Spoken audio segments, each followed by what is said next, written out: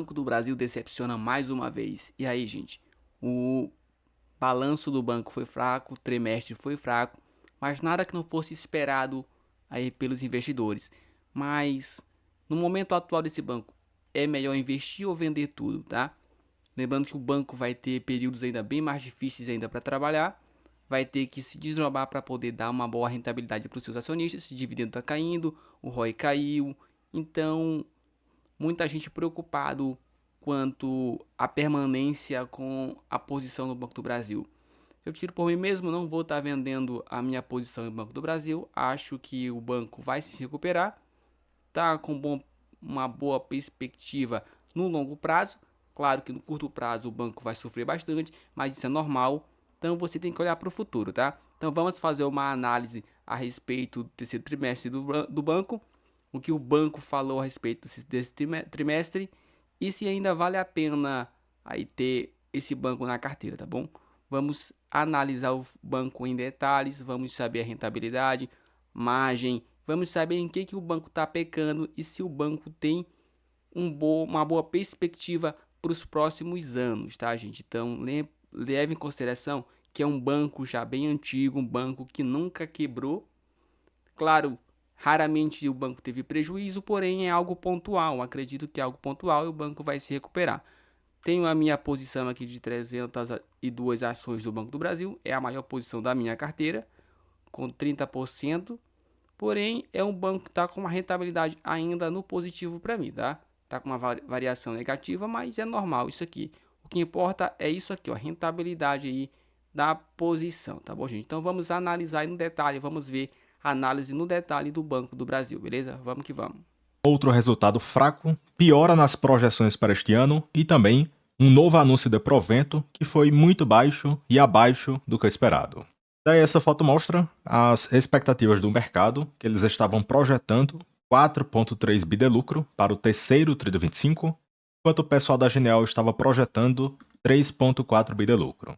E agora temos o lucro que o BB entregou, 3,8 bi de lucro líquido ajustado, e ficou estável frente ao segundo TRI de 25. Então tinha até casas que projetavam lucros na faixa de 2 a 3 bilhões, então foi acima do que essa expectativa mega pessimista. Porém, o resultado está péssimo em relação a períodos passados. O banco estava lucrando 35 a 38 bi e estava entregando um ROI de 21%, ou seja, um alto retorno sobre o patrimônio líquido. E agora, perceba que o ROI do banco caiu para 8,4% e fica bem abaixo que períodos passados e também abaixo do que a sua média de longo prazo, que fica na faixa de 16% de ROI. Então esse patamar de rentabilidade do BB que ele tem entregue é a metade do que a sua média histórica.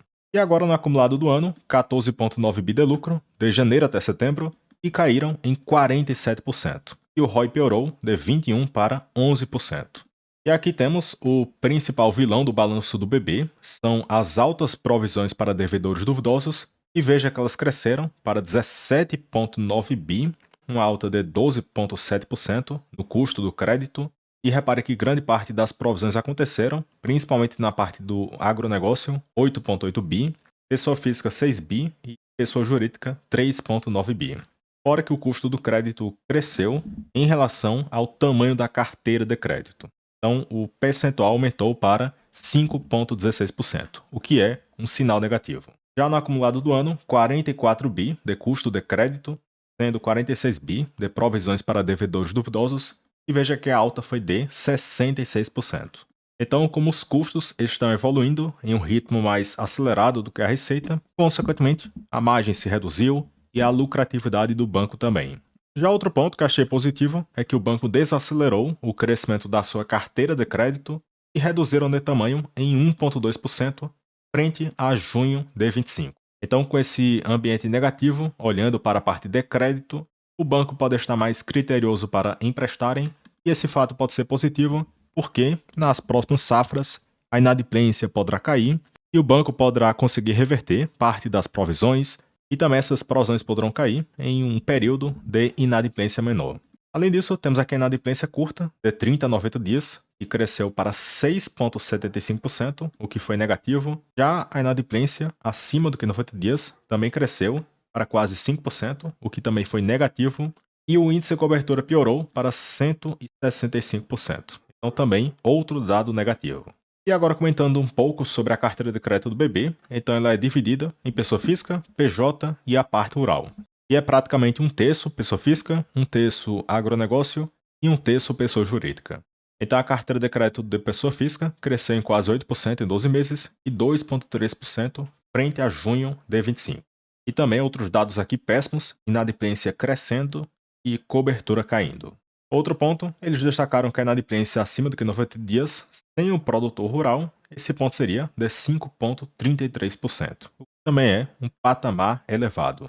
Então veja que o BB não está sofrendo só na parte rural, e sim em outras carteiras de crédito do banco, a inadimplência e as provisões também têm aumentado.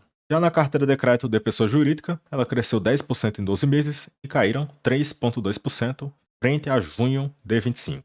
E a parte positiva é que a inadimplência caiu para 5,14% e acima do que 90 dias ficou estável.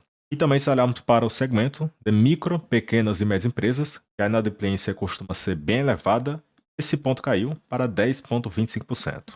Então na parte de pessoa jurídica, o banco mostrou sinais de melhora na qualidade da carteira de crédito.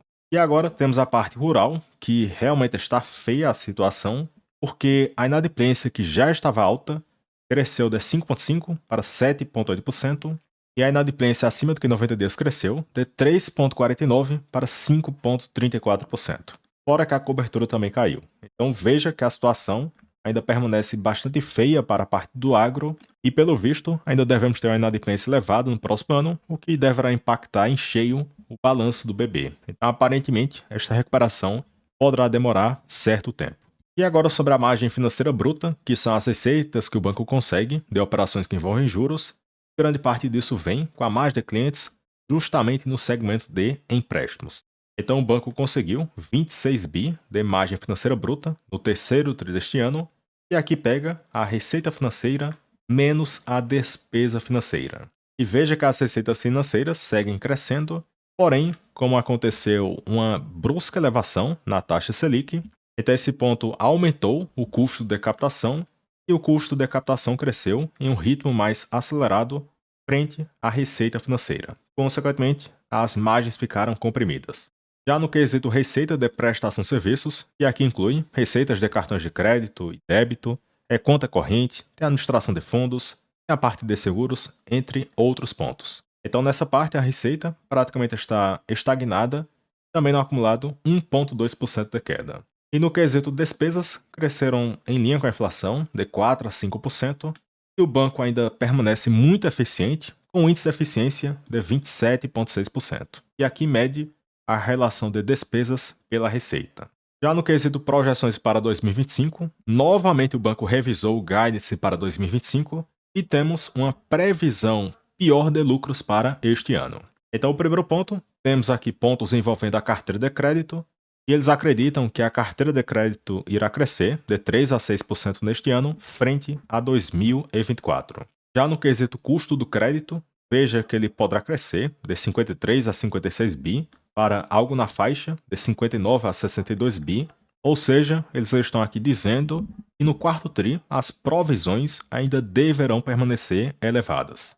Já no quesito lucro líquido, a previsão inicial era de um lucro de 37 a 41 bilhões, aí depois revisaram de 21 a 25 bi, e agora revisaram novamente para 18 a 21 bi de lucro esperado para este ano. Então veja que a nova projeção, o topo dela fica o piso do lucro esperado da projeção antiga. E quem tem acompanhado aqui os vídeos do BB, eu comentei várias vezes que tinha uma grande chance do banco não entregar essas projeções de 21 a 25 bi para este ano. Consequentemente, temos aqui esse quadro, porque tem que mudar sim a percepção sobre a empresa, e o pessoal quer que eu tenha a mesma mentalidade, sendo que o lucro irá cair 50% e o provento irá desabar 70%. E repare que do início do ano para cá, a cotação só caiu 4,7%, e do pico da cotação deste ano, a queda foi de 23%. E eu já mostrei vários gráficos aqui no canal. Quando a situação azeda, o BB despenca 60% na cotação.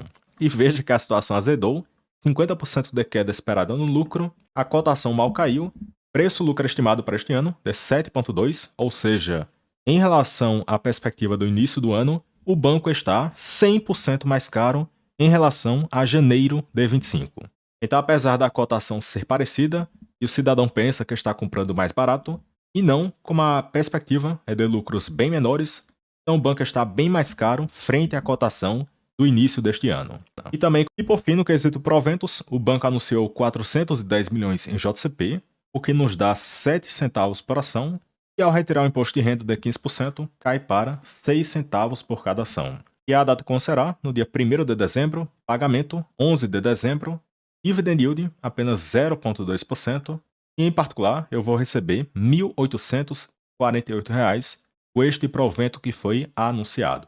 Também cabe destacar que na próxima semana iremos ter outro anúncio, data de anúncio 19 de novembro de 25, data com 2 de dezembro de 25 e o pagamento dia 12 de dezembro de 2025. Porém, considerando essas projeções do próprio banco, a perspectiva é que o quarto TRI ainda será fraco e o provento também. Porque, se olharmos aqui o guidance para 2025, 18 bi de lucro mínimo esperado, menos 14,9, que foi o que entregaram. Então, no quarto TRI, o banco poderia lucrar algo na faixa de 3,1 a 6,1 bilhões. Ou seja, até no melhor cenário, o banco ainda deverá entregar lucros menores do que períodos passados.